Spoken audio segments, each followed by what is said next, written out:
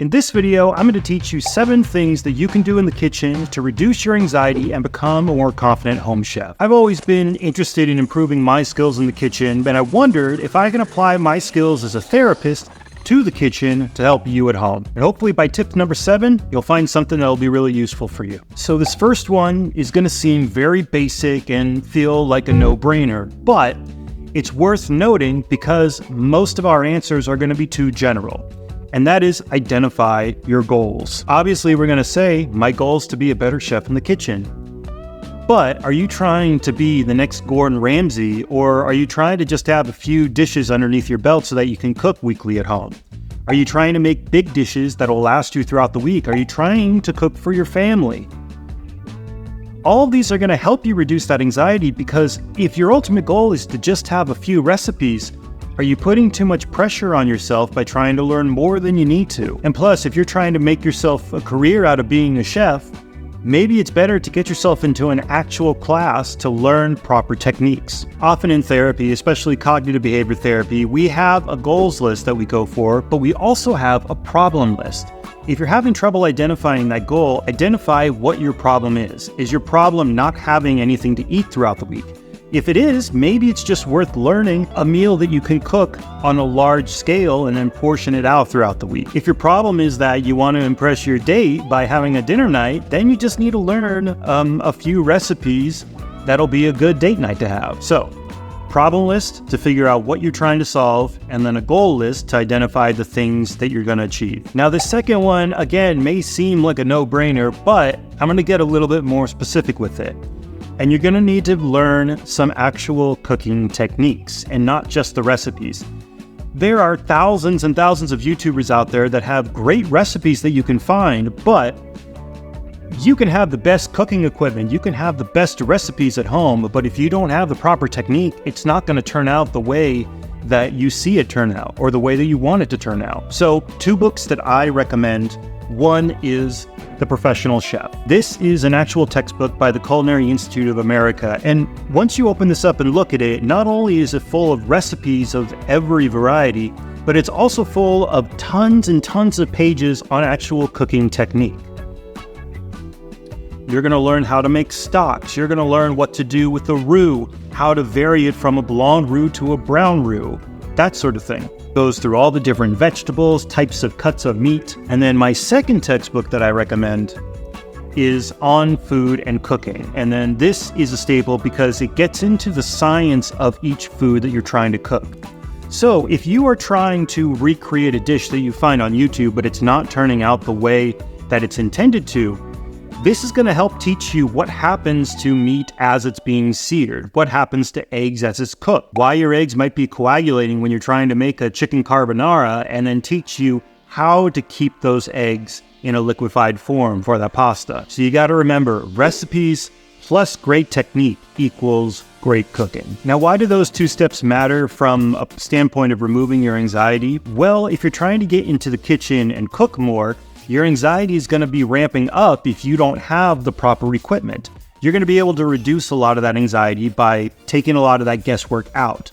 By knowing how to cook a little bit better, by knowing the proper techniques, you're going to feel more confident and feel like you can actually do this in the kitchen. Which leads me to my third point. You're going to need to get some proper cooking equipment, unfortunately. Now, this is going to suck to hear for a lot of people because proper cooking equipment is going to cost a little bit of money, but something to remember is the law of diminishing returns. And that means good cooking equipment is going to cost a little bit of money, but you don't need to spend a whole fortune, arm and a leg for the top of the line cooking equipment out there. You're going to need to spend a little bit of money to get some solid pots and pans, but the best pots and pans on the market are going to cost thousands of dollars because they're made out of solid silver. And that's only so expensive because not only is silver expensive, but it is the best conductor of heat on the market. The best thing that I can recommend on the market is try to find a pan with 3 layers of metal. Typically, it's a layer of aluminum in the middle of 2 layers of steel. And what that does, aluminum is a great conductor of heat. So you use something that's 3 layered, it's going to evenly heat up the pan, and then you're not going to have as many hot spots. If you try to get a cheap pan, you're going to realize that the metal is really thin. And when it's really thin and you stick it on a burner, you're going to get hot spots on it and cold spots. And the hot spots are going to overcook your food while the cold spots are going to leave it uncooked. So, bottom line, find pans that are thicker. And then if you can, find pans that are 3-layered. And I tried going to my local Home Goods. That's my recommendation, to find really good material at an affordable price. I actually found a really good brand, All-Clad, some of their non-stick stuff that was out there. Now, yes, while all those pans are going to cost you some money, and even if you try to buy yourself some cooking equipment here to help speed up the process, you're going to need to reframe how you're spending that money, which leads to my 4th tip. Look at this money like it's a fee for learning the skill. You could go to a cooking class that's established somewhere, and it's going to take care of all the mess work for you. You don't have to worry about buying the right equipment. They're going to have all that equipment there. You're not going to have to worry about buying the food. That food is there, but you'll get guided through learning that technique. If you want to learn at home, you could practice on your own and experiment and just look at the money that you're spending on decent pots as your class fee. Not only that, but you get to keep the pots to use over and over again. You can also take this time to remind yourself why you're actually taking this time to practice in the kitchen, because you're trying to overcome your fear. That is the end goal. Now imagine trying to overcome your fear in the kitchen with poor pots, with just the recipes and not knowing the proper techniques of everything, not knowing what happens to the food as heat is applied to it. That's going to be a, no pun intended, recipe for disaster, because it's only going to reinforce this idea in your head that you're a bad cook, when really the only things that were holding you back were decent pots and knowing the proper techniques in the kitchen. So you knock all that stuff out and you reframe that the money you're spending is towards your investment of skill, you're going to be better off set. So what I would do at this point is to write down what we call a script, or sometimes in CBT terms, we call this a coping card.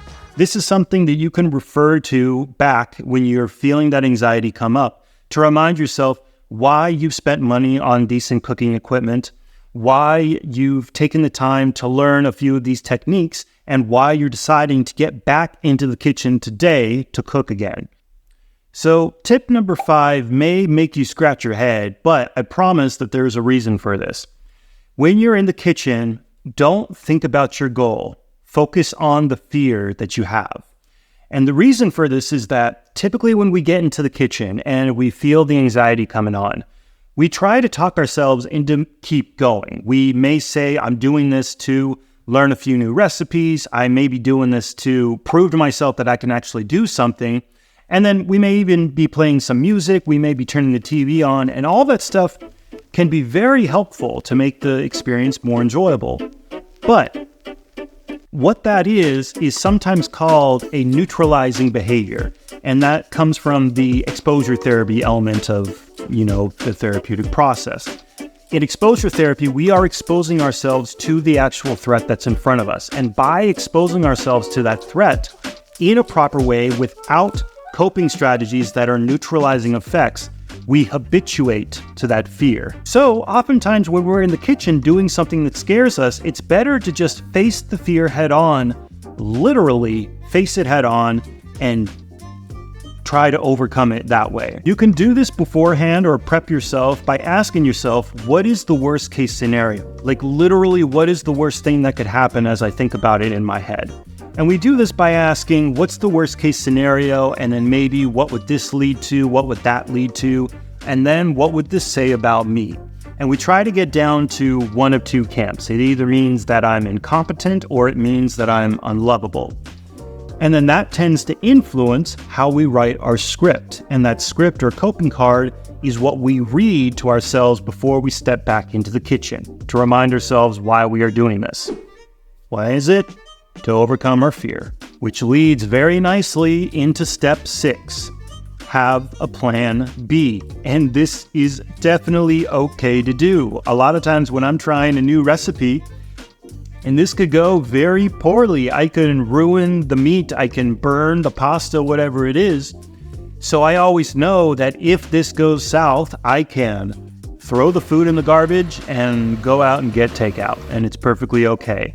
The money that I spent on the food that I ruined is just a learning experience, and again, it is a class fee that I use.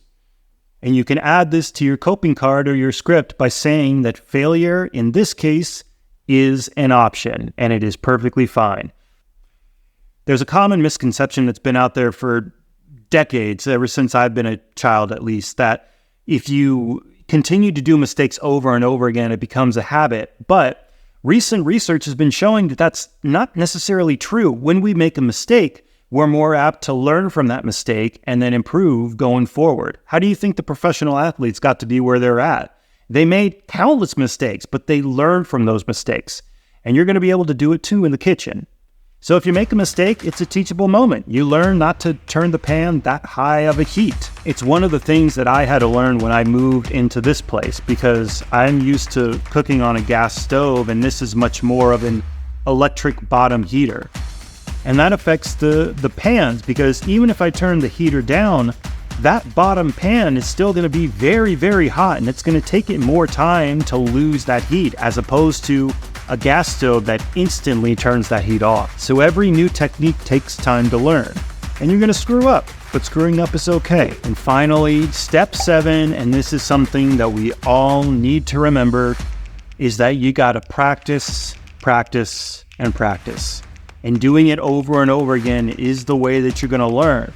It's great to have books like this to read up on information, but they only offer you so much. Watching videos on YouTube is a great way to see how to, braise meat on a stove, but there's nothing that replaces actual experience of you braising the meat on the stove. You're going to have to be brave enough each time to get into the kitchen and experiment with certain things. So hopefully this video is helpful for you. Let me know your thoughts in the comments below. If there's anything you think I missed, anything you think you want me to expand on, and I'll see what I can do in the future. Thanks for watching. I'll see you next time.